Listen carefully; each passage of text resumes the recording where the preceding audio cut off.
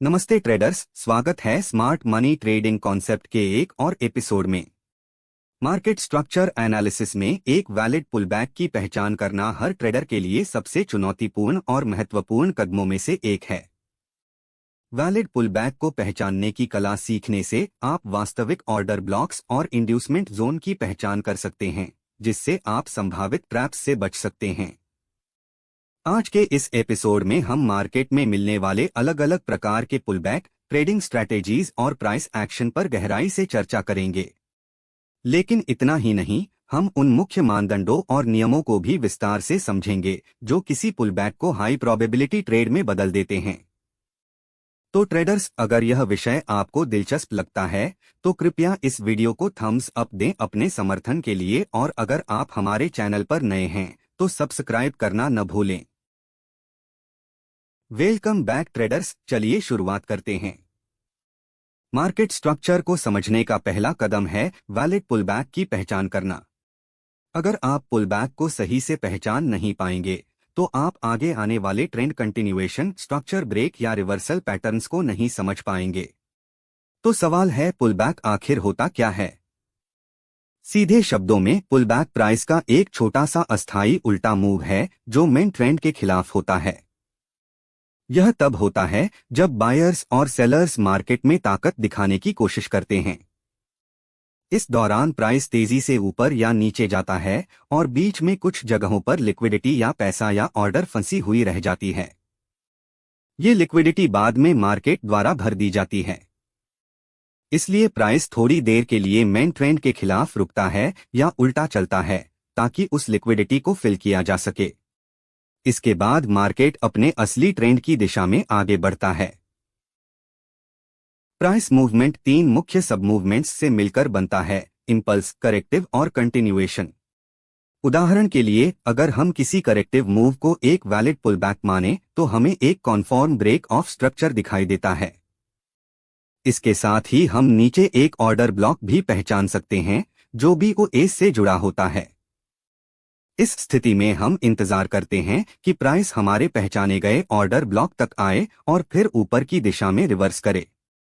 इस उम्मीद के साथ हम अपना बाय लिमिट ऑर्डर ब्लॉक के सबसे ऊपरी पॉइंट पर रख सकते हैं।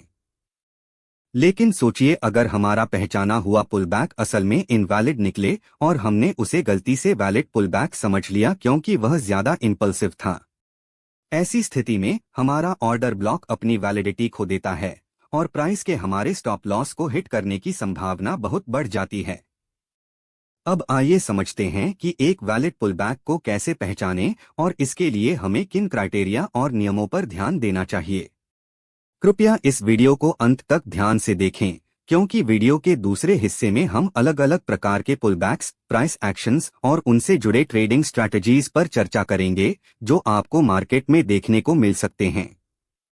वैलिड पुलबैक्स के कैंडलस्टिक एग्जाम्पल्स में जाने से पहले चलिए जल्दी से कैंडलस्टिक अप ट्रेंड्स और डाउन ट्रेंड्स को समझ लेते हैं। कैंडलस्टिक आधारित अप ट्रेंड एक ऐसे पैटर्न से पहचाना जाता है जिसमें प्राइस लगातार बुलिश कैंडल्स बनाता है और हर अगली कैंडल पिछले की सबसे ऊंची पॉइंट से ऊपर बंद होती है। यह मजबूत अपवर्ड मोमेंटम को दर्शाता है। किसी एक बुलिश इंपल्सिव मूवमेंट को सही मानने के लिए जरूरी है कि हर कैंडल का लोएस्ट पॉइंट पिछले कैंडल्स के लोएस्ट पॉइंट के बराबर या उससे ऊपर रहे।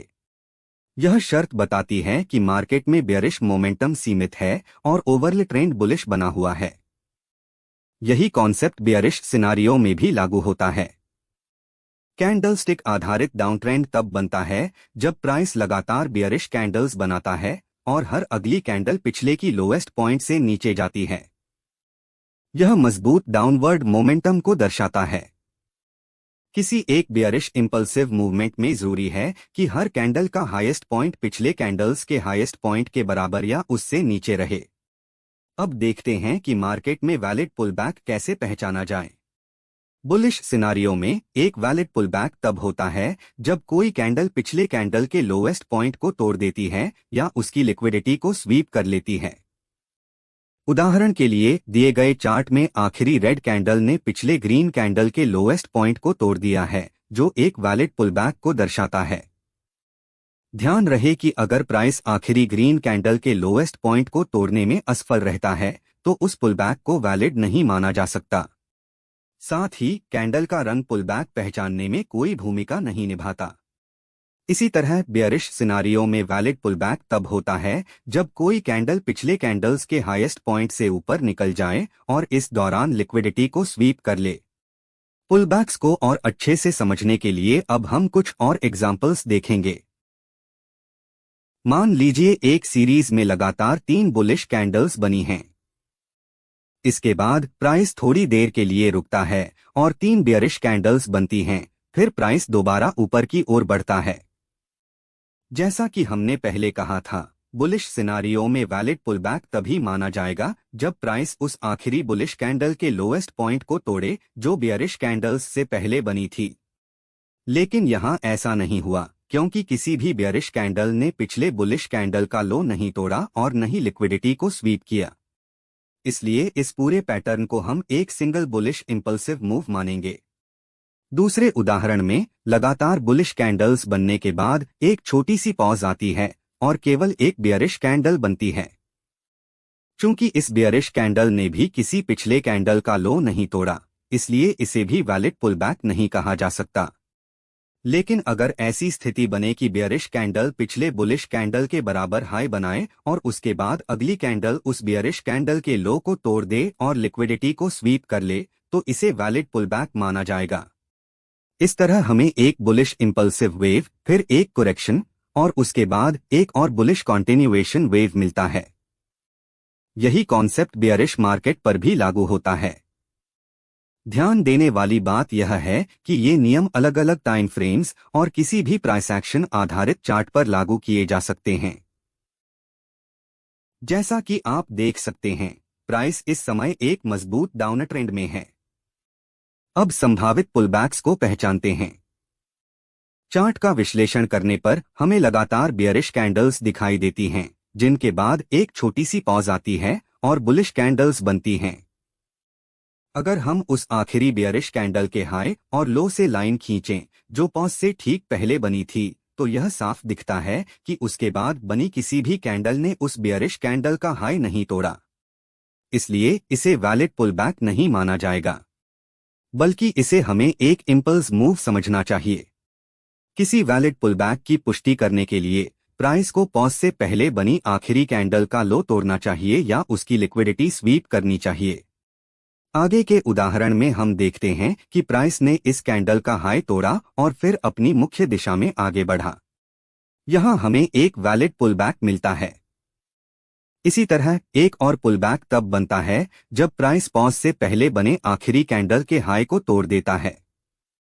उसके बाद एक और वैलिड पुलबैक तब बना जब एक बुलिश कैंडल ने अपनी पिछली कैंडल का हाई तोड़ दिया। वीडियो के पहले हिस्से में हमने पुलबैक्स की बुनियादी बातें समझ लीं। अब हमारे पास मार्केट में वैलिड पुलबैक्स पहचानने की क्षमता है। वीडियो के दूसरे हिस्से में हम पुलबैक्स के इंपॉर्टेंट कॉन्सेप्ट्स पर चर्चा करेंगे, जिनमें अलग अलग प्रकार के पुलबैक्स और उनसे जुड़ी ट्रेडिंग स्ट्रैटेजीज शामिल होंगी, जिन्हें ट्रेडर्स मार्केट में देख सकते हैं।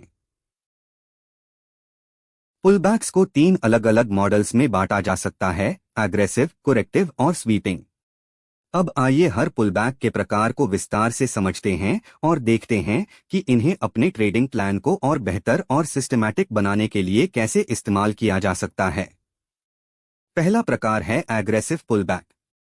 एग्रेसिव पुलबैक उस समय बनता है जब प्राइस मुख्य ट्रेंड के खिलाफ बहुत तेज और अचानक रिट्रेस करता है। इसमें आमतौर पर कुछ बड़ी और मजबूत कैंडल्स बनती हैं, जो हाल के प्राइस मूवमेंट का एक हिस्सा जल्दी से रिट्रेस कर लेती हैं। मान लीजिए हमारे पास ऐसी कैंडल्स की एक सीरीज है। यहां आप देख सकते हैं कि प्राइस ने उस कैंडल के लोएस्ट पॉइंट को तोड़ दिया है जो टेम्परेरी पॉज और रिवर्सल से पहले बनी थी। इसलिए यह एक वैलिड पुलबैक है। इसके बाद प्राइस ने अपनी करेक्टिव मूवमेंट पूरी की और फिर तेजी से ऊपर की ओर धक्का दिया, जिससे वैलिड ब्रेक ऑफ स्ट्रक्चर बना। चूंकि यहां प्राइस ने एक बुलिश बीओएस बनाया है, तो हम उससे जुड़े डिमांड जोन को पहचान सकते हैं। हमें विश्वास है कि जब प्राइस वापस उस जोन पर आएगा, तो उसके रिवर्सल की संभावना बहुत ज्यादा होगी। इसलिए अब हम इंतजार करेंगे कि प्राइस नीचे आए और हमारे डिमांड जोन को टैप करे। एग्रेसिव पुलबैक में प्राइस बहुत तेजी और अचानक बड़े कैंडल्स के साथ डिमांड या सप्लाई जोन तक रिट्रेस करता है। ऐसी स्थिति में हमें मार्केट में एंट्री नहीं करनी चाहिए, चाहे लोअर टाइम फ्रेम पर कन्फर्मेशन पैटर्न्स या चेंज ऑफ कैरेक्टर क्यों न दिखाई दें। इसका कारण यह है कि जब प्राइस इतनी तेजी और ताकत के साथ किसी डिमांड या सप्लाई जोन तक पहुंचता है और उसका मोमेंटम धीमा नहीं होता, तो बहुत संभावना है कि प्राइस उस जोन पर सही से रिएक्ट नहीं करेगा। इसलिए ट्रेडर्स को ऐसी स्थिति में प्राइस के व्यवहार को ध्यान से देखना चाहिए और एंट्री से बचना चाहिए। अब चलते हैं पुलबैक के दूसरे प्रकार की ओर। आगे बढ़ने से पहले आपके ट्रेडिंग सफर का एक बहुत जरूरी स्टेप समझना जरूरी है, अपनी स्ट्रेटेजी को बैकटेस्ट करना। किसी भी स्ट्रेटेजी को अपने असली अकाउंट में इस्तेमाल करने से पहले उसे कम से कम 100 बार बैकटेस्ट करना चाहिए। कोरेक्टिव पुलबैक। कोरेक्टिव पुलबैक एक धीमा और क्रमिक रिट्रेसमेंट होता है, जिसमें आमतौर पर कई छोटी छोटी कैंडल्स बनती हैं। इस पुलबैक में प्राइस धीरे धीरे इंटरनल स्ट्रक्चर्स बनाता है और जब अपने पॉइंट ऑफ इंटरेस्ट के पास पहुंचता है तो उसकी मोमेंटम और वॉलेटिलिटी कम हो जाती है। उदाहरण के लिए यहां हमें एक पुलबैक दिखता है जहां एक कैंडल का लोएस्ट पॉइंट नीचे की ओर टूट गया है। इसके बाद हमें एक वैलिड ब्रेक ऑफ स्ट्रक्चर और एक वैलिड ऑर्डर ब्लॉक मिलता है, जिसमें प्राइस के रिवर्सल की बहुत ज्यादा संभावना है जब वह दोबारा उस जोन पर लौटेगा। कोरेक्टिव पुलबैक मॉडल में प्राइस कई छोटी कैंडल्स और इंटरनल स्ट्रक्चर्स बनाते हुए हमारे पॉइंट ऑफ इंटरेस्ट तक पहुंचता है। एग्रेसिव पुलबैक के विपरीत इस स्थिति में हम प्राइस के डिमांड या सप्लाई जोन तक पहुंचने पर मार्केट में एंट्री लेने पर विचार कर सकते हैं। इसके लिए हम स्मार्ट मनी कॉन्सेप्ट्स के एंट्री मॉडल्स इस्तेमाल कर सकते हैं, चाहे एग्रेसिव हो या कंजर्वेटिव। उदाहरण के लिए हम अपने चुने हुए ऑर्डर ब्लॉक के सबसे ऊपरी पॉइंट पर बाय लिमिट ऑर्डर लगा सकते हैं और इंतजार कर सकते हैं कि प्राइस उसे ट्रिगर करे। या फिर हम कंजर्वेटिव तरीका अपनाकर इंतजार कर सकते हैं कि प्राइस हमारे चुने हुए जोन को टैप करे और फिर लोअर टाइम फ्रेम पर जाकर देखें कि क्या कोई चेंज ऑफ कैरेक्टर या रिवर्सल पैटर्न बन रहा है, ताकि हमें मार्केट स्ट्रक्चर शिफ्ट की पुष्टि मिल सके। जब हमें लोअर टाइम फ्रेम पर मार्केट स्ट्रक्चर शिफ्ट की पुष्टि मिल जाती है तो हम अपनी एंट्री उस नए ऑर्डर ब्लॉक के सबसे ऊपरी पॉइंट पर लगा सकते हैं जो चेंज ऑफ कैरेक्टर की वेव से बना है। स्टॉप लॉस उस जोन के लोएस्ट पॉइंट से कुछ पिप्स नीचे लगाया जाएगा और take profit higher time frame की एक्सटर्नल लिक्विडिटी पर सेट किया जाएगा। अब बढ़ते हैं अगले पुलबैक टाइप की ओर, स्वीपिंग पुलबैक। इस प्रकार के पुलबैक में प्राइस हमारे पॉइंट ऑफ इंटरेस्ट के पास लिक्विडिटी पूल्स बनाता है जिन्हें बाद में स्वीप किया जाता है।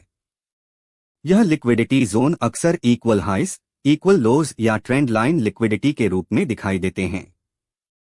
यह बहुत जरूरी है कि हम प्राइस के पॉइंट ऑफ इंटरेस्ट तक पहुंचने से पहले लिक्विडिटी स्वीप पैटर्न को पहचान लें।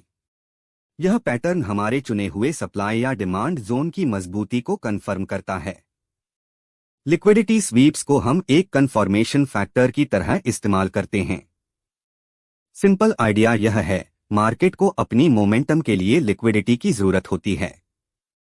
अगर प्राइस किसी की लेवल तक पहुंचने से पहले लिक्विडिटी को स्वीप नहीं करता तो अक्सर वह उसी जोन को लिक्विडिटी की तरह इस्तेमाल करता है अपनी मोमेंटम को फ्यूल देने के लिए। उदाहरण के लिए यहां हम देख सकते हैं कि प्राइस नीचे रिट्रेस हुआ, उसने इक्वल लो बनाया और डबल बॉटम के नीचे लिक्विडिटी भी जमा की। इसका मतलब है कि वहां बहुत सारे पेंडिंग ऑर्डर्स और स्टॉप लॉसेस हैं जिन्हें मार्केट ट्रिगर और स्वीप करने वाला है। यह लिक्विडिटी हमारे चुने हुए डिमांड जोन के बिल्कुल पास मौजूद है। लिक्विडिटी स्वीप पैटर्न वाले जोन्स पर ध्यान केंद्रित करके हम अपने ट्रेड सेटअप्स की सफलता की संभावना बढ़ा सकते हैं और फॉल्स सिग्नल्स या ट्रैप्स में फंसने का रिस्क कम कर सकते हैं। हमारे चुने हुए डिमांड जोन के ऊपर लिक्विडिटी पूल की मौजूदगी हमें यह अतिरिक्त पुष्टि देती है कि यहां से प्राइस के रिवर्सल की संभावना मजबूत है। अब जब हमारे पास यह कॉन्फ्लुएंस है तो अगला स्टेप है धैर्यपूर्वक इंतजार करना कि प्राइस इक्वल लोस के नीचे की लिक्विडिटी को स्वीप करे। इसके बाद हम अपने पॉइंट ऑफ इंटरेस्ट से लॉन्ग एंट्री ले सकते हैं। इसके लिए हम अपने डिमांड जोन पर बाय लिमिट ऑर्डर लगा सकते हैं। अगर हम अपनी एंट्री को और बेहतर बनाना चाहें तो हमें लोअर टाइम फ्रेम पर जाना चाहिए। वहां हम इंतजार करेंगे कि प्राइस डिमांड जोन को टैप करे और कोई चेंज ऑफ कैरेक्टर या मार्केट स्ट्रक्चर शिफ्ट का सिग्नल दिखाए। जब लोअर टाइम फ्रेम पर नया डिमांड जोन बन जाता है तब हम ट्रेड प्लेस करने पर विचार कर सकते हैं। ट्रेडर्स, यही था आज का सेशन। इस वीडियो को देखने के लिए धन्यवाद। मुझे उम्मीद है कि यह आपके लिए जानकारीपूर्ण और उपयोगी रहा होगा। सब्सक्राइब बटन दबाना और नोटिफिकेशन ऑन करना न भूलें ताकि आप हमारी नई वीडियोस से अपडेटेड रहें। हम आपके फीडबैक और सुझावों को बहुत महत्व देते हैं, इसलिए कृपया नीचे कमेंट जरूर करें। अगले एपिसोड में फिर मिलते हैं।